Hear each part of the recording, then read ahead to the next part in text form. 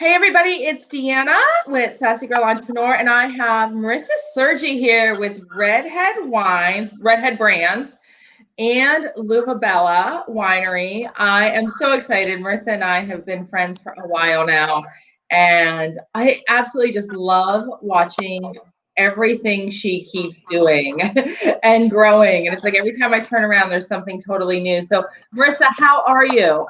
I'm great. How are you? I'm doing good. I'm doing good. Thank you. First off, congratulations on purchasing the winery.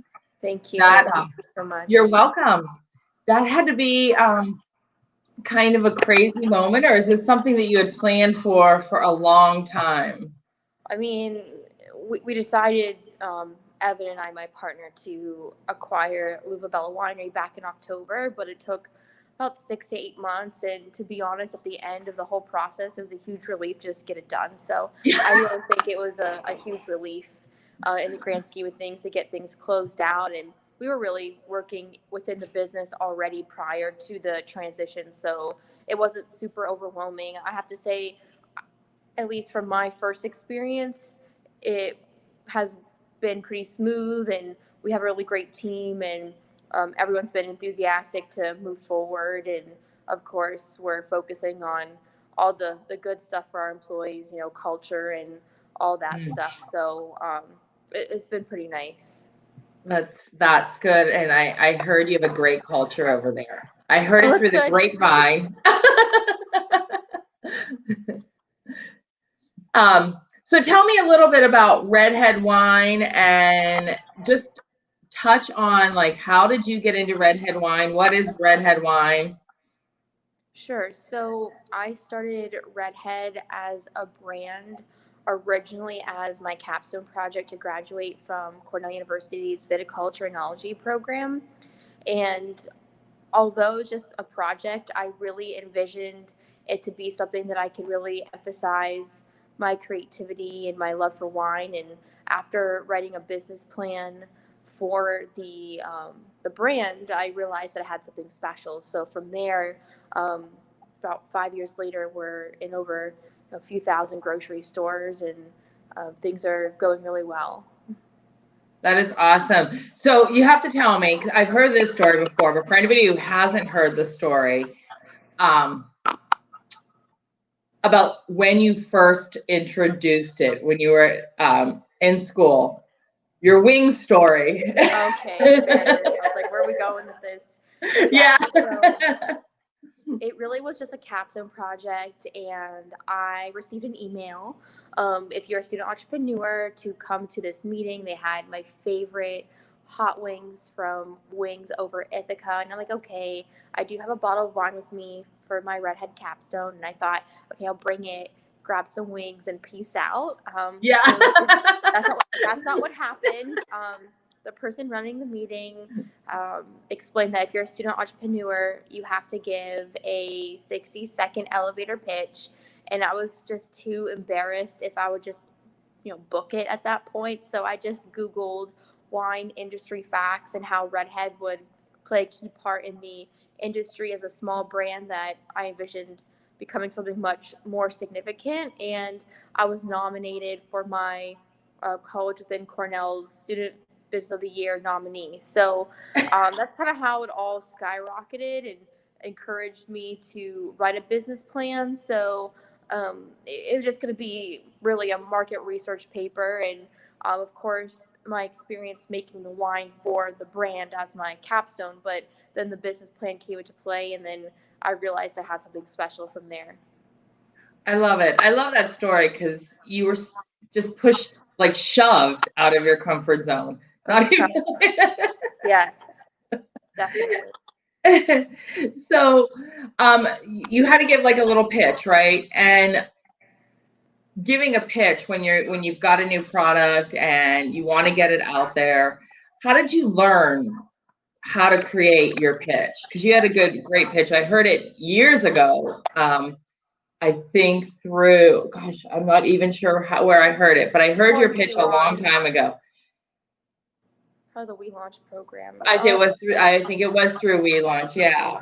Yeah, I mean, the pitch takes a lot of time and practice to refine, because although you could be a very successful and passionate business owner, sometimes when you're so inundated in your business, it's kind of difficult to pinpoint your key points of value to whoever your audience is that you're trying to pitch to. So it's really important to really outline it as like the who, what, where, when, and why, and like how you provide value. The why Yeah. is so important, and the value part, because I think a lot of mistakes that you can make is hoping someone's going to buy your product or service, but you have to understand why would they buy your product and service. If you're in a niche market, why are you better than the competition, or how do you add something different that your competition isn't considering? That's a really key takeaway when Yeah. you're trying to get an opportunity, because you have to almost structure the conversation of you need my product or services because of X, Y, and Z values that I provide for your retailer or your end consumer, or whatever the purpose is. And you don't want to structure it as, oh, this is why you should buy from me, this is why you need to buy stuff from me or my service. It's more about that holistic value you're adding to whoever your end consumer is. But it's been something that I practiced for 3 years to perfect. Pitching to investors versus big box retailers is very different. So it really depends on who your audience is. So you might have a perfect pitch, but it's not going to be a one size fits all either. Right, right. That's a great point, because it does depend on who your audience is. How long did it take for you to create your first pitch? Oh man, I mean, I was nervous. I was scared. Was not comfortable speaking in front of groups of people, let alone pitching in front of an auditorium. I was just a winemaker. I did not really understand the mechanics or the terminology that's important when you are in front of a business audience. From my memory, this was like back in 2014, I believe. I think it took me 3 or 4 weeks to work on it, because you can't just sit down and structure it all out. You have to really ponder. You might think something's a great idea, and then you think of something better or a more concise way to communicate what you're trying to get across, because especially if you're timed like 60 seconds or only 5 minutes, every word counts. You don't want to be Yeah. structured like a robot. You want it to flow and be natural, but you need to really understand what you're saying and why you're saying it. So if you do stumble, you get nervous, you could actually talk about it. For example, you know your name, you know how to spell it, no matter how much pressure hopefully you're in, you know who your name, like who you are. Like you need to know it so well that even if you stumble, you could recover. So Right. it pays off to plan. I'm not a big planner, that's my personality, but when it comes to important things like first impressions or a pitch, you must prepare. I mean, I'm sure there's people out there that don't prepare and just kill it, but I highly suggest preparing. So, when you were working on your pitch, was it eye-opening as far as, like, you knew you were a winemaker, third generation winemaker, by the way, right? Yes. So, and we'll get back to that, but third generation winemaker, you understood your product, obviously, you understood what you wanted, but sitting down and writing that pitch, was it eye-opening as far as what your vision really was, or was that vision clear before you wrote it? Yeah, there's always a surprising element, because when you're thinking about the best things to include in like a 60-second time frame, you have to really think about the details that you might assume that are present or known, but you really need to refine those. Or you might realize, oh, we really have a lot of value, more than I expected, or really understanding value you provide to the audience you're speaking to, and it can help you discover more strengths to your business as well. So um, like if you're speaking to investors, you have to consider what your ask is. So why do you want that money, and how are you going to use it? And having that little snippet in that 60-second elevator pitch can make or break you. When I pitched in 2016 for a small grant, I really refined how am I going to use that grant to maximize my business and its exposure. So I explained how I was going to use that to design professional packaging and elevate my plain white boxes to gorgeous, bold, um, RedHead branded wine boxes, and explain how not only is the packaging going to elevate my brand, but how I'm going to sell more because it's more attractive to put, you know, branded boxes up in stores versus plain packaging, and how it's going to really give a return on the investment versus how it's going to benefit me moving forward. So you have to be very thorough and conscious of why people are going to spend their dollars on you.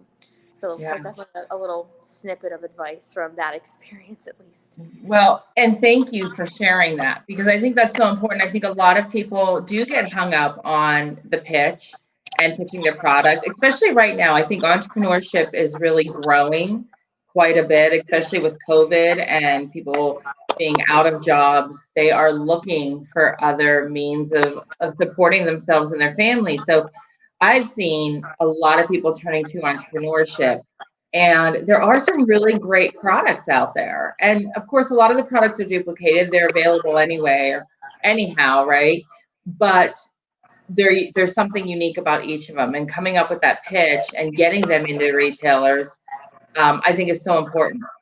So I appreciate you sharing that, because I know you did a really great job with yours, obviously. Now, you are third generation winemaker, which is so cool. So tell me, like, your grandfather obviously started it. Did he have Luvabella first, or did your parents open Luvabella? Because I remember my grandfather making wine in the garage in this big wooden barrel, right? And I remember like different things. I remember a tap that went into the barrel to drain it. I remember fruit flies. So so talk to me, like, when did it all start? It's a little complicated, but my grandfather started making the wine, in Italy and brought over that tradition. But my father didn't originally start in the wine business. He used to work for the Ohio Department of Transportation. He actually got in a huge car accident because Oh no. he was sitting in his truck that was in park. He was just eating lunch, and a drunk driver went through a red light and hit him. So he still has 6 dislocated discs in his back and neck. And, he was out of work, but he was earning workers' comp, but he knew he didn't want that to be the rest of his life. So what could he do that wouldn't hurt him with his physical issues? So he started, selling wine from my grandfather's collection to friends and family. And once he ran out, it's like, okay, maybe I can make more and sell more to my friends, or sell other, fresh grapes or whatever to my friends too, to kind of get a little side hustle going, especially because, at least in Northeast Ohio, it's a huge Italian population, and many other Europeans that are into winemaking. So he started selling fresh winemaking juice and grapes to the home winemaker, I believe in maybe 2001. And from there, he outgrew the Tom Ziden Company, which is, Giarusa. They allowed my father to utilize their cooler space, but after 2 seasons, we had to purchase the property where Luvabella is at now, and that's how Luvabella really got started. Kind of like an organic, just made sense type of thing, and we outgrew the space. But my father owned the business for over 15 years, and we just transitioned to myself and my partner Evan in May 2020. So it was a full acquisition. So my parents are no longer involved, except they are allowed to consult, but it's definitely a clean transition. There wasn't a succession plan or anything like that. So it's just kind of turning a new leaf with still some of the tradition, but some new, exciting new life into it as well. That's awesome. That's really neat. So through this transition, right, you launch your RedHead wine. Now you've just transitioned and purchased the winery off of your family, you and your partner. Easy, right? No obstacles, no bumps in the road. Oh, no. Oh goodness, Deanna, I have to tell you, it was. I think it's more stressful to buy a company than to own a company. But I might change my tune in a couple weeks here. But it was taxing. I mean, not Yeah, only is it difficult to negotiate with family, you want to be fair, but it's just it's difficult and. yeah.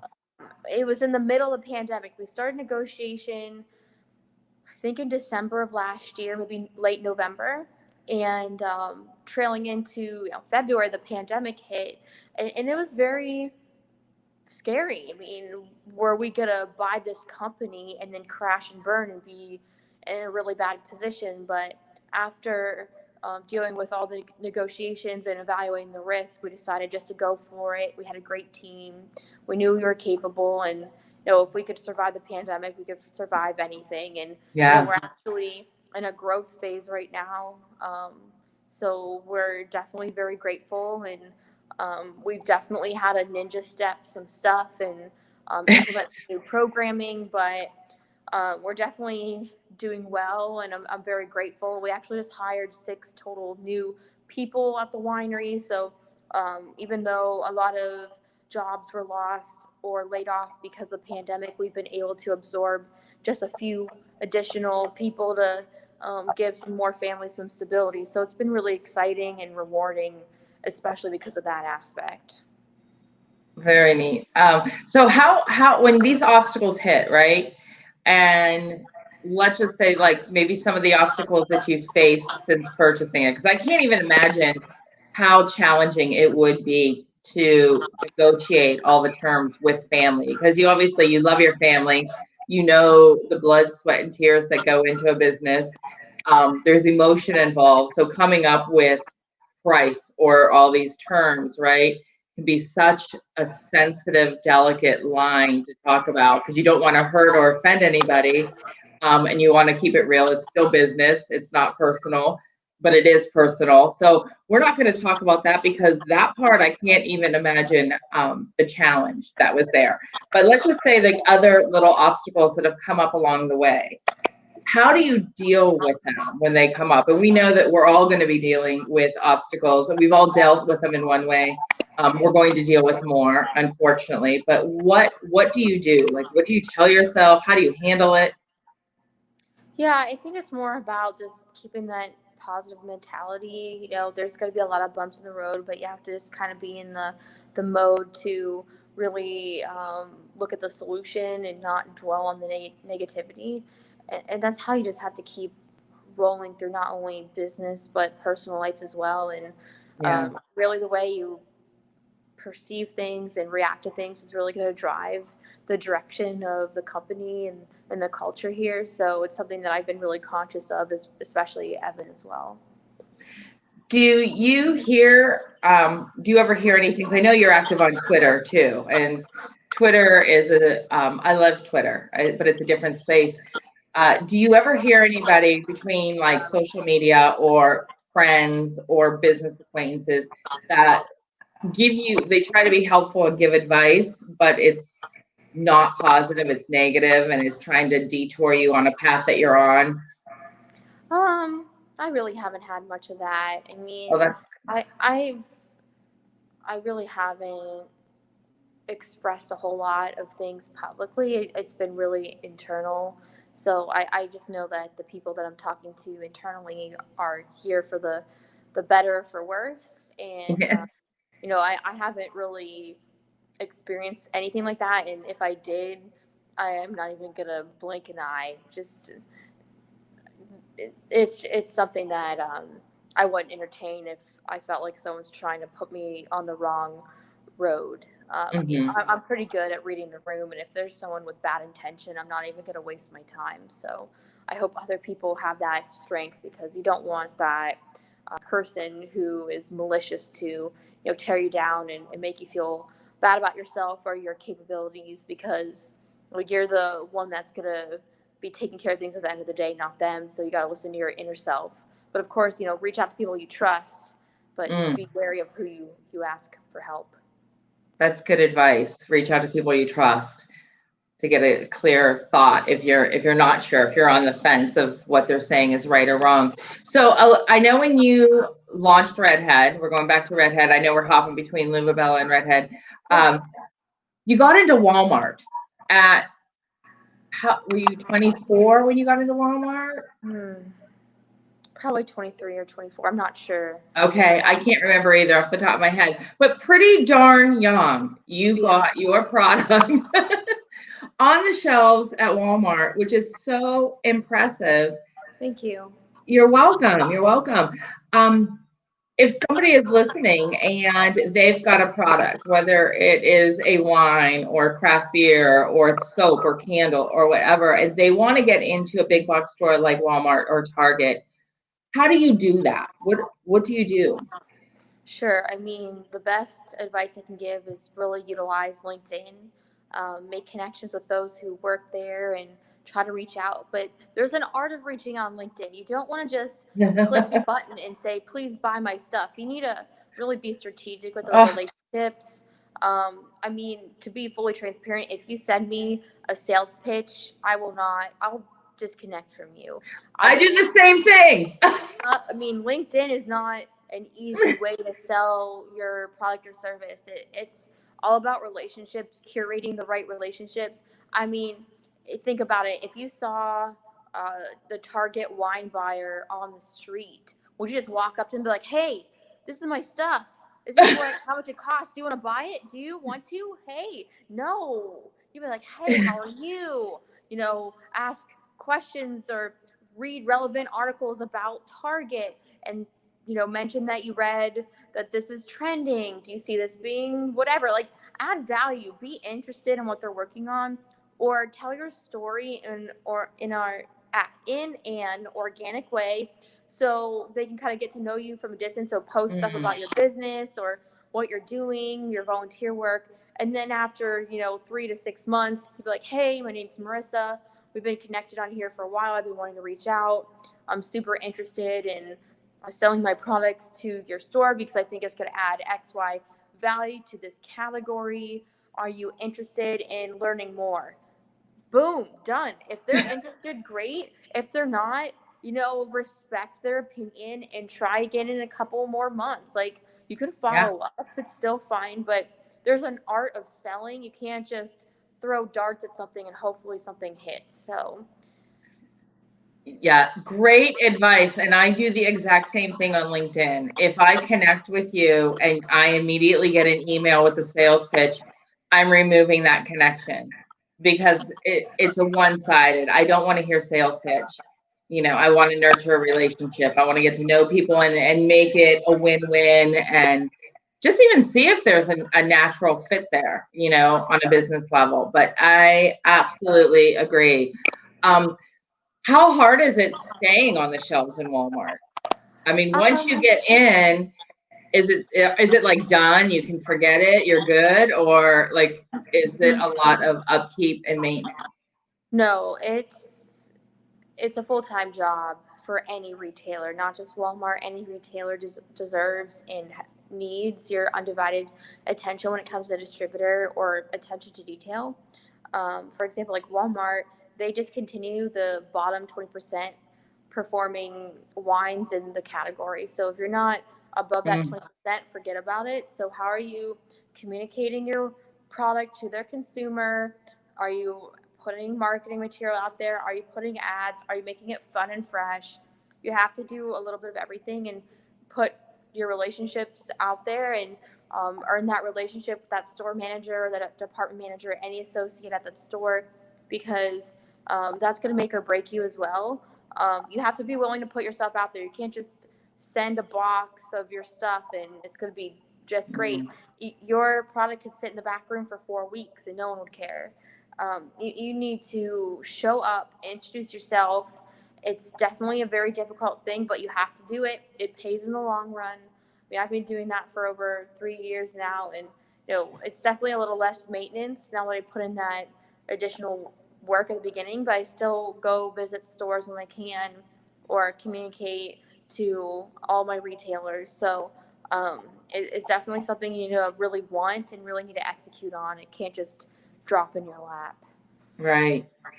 Right. And you do a good job of putting yourself out there. I follow you obviously on social media. So I see when you're visiting your retailers and you're taking pictures with your product in their retail location. You're checking in, you're pumping them up just as much as you're pumping your own product up. It's not just about you, it's just about wherever you are as well. So what's your favorite social media? Which platform? Right now, I'm between Facebook and TikTok. I found a lot of my audience is still on Facebook, and I really like to, comment back or engage that way. Instagram, I think the algorithm's kind of dead, and it's kind of hard to engage with customers or anyone on there. Really, DMs are great, but it's more of you got to post great pictures, and hopefully people will notice and comment. But Facebook is a little more engaging. It's more shareable. TikTok, the algorithm is a little different now that it became a little more popular, but you can still definitely go viral on there. So it's been an interesting platform to work with, and it's fun to create some creative videos as well. Have you used Reels at all on Instagram yet? I have not. I was curious. It's very TikTok-y. I'm So sure. what is the future of RedHead Wines and L'Uva Bella? Where are we going? So we are expanding to a few more states this year. I think today I'll find out if I've been approved for my license in Kentucky. It's been a really long process, but I got some notifications that things are going through, but I haven't received the license yet. So there's a few states we're expanding to, but really I just want to round out the year with executing on a high level, making sure all of my retailers are full with product and happy. It's just with a pandemic year, I just want to really sustain our growth and not push too hard. But knowing me, that's probably going to change. But I really just want to have it smooth and sailing this year. But we do plan aggressive growth in the next 2 to 5 years. So there'll be a lot of new developments and new products as well. So definitely I'll be releasing more over time, and I'm very excited about it. Well, how can we find your product? If we want to know where to go buy RedHead wine, where do we go? Yeah, so you can find RedHead either at redheadwine.us or luvabella.com. But we're in most large retailers in Ohio, West Virginia, and a few stores in Pennsylvania. Okay, I'm redheadwine.us, right? Yep. I'm putting that there. We're hoping no typos. No, so you can check out Marisa RedHead Wine by visiting her website. And you are in Ohio, Pennsylvania, West Virginia?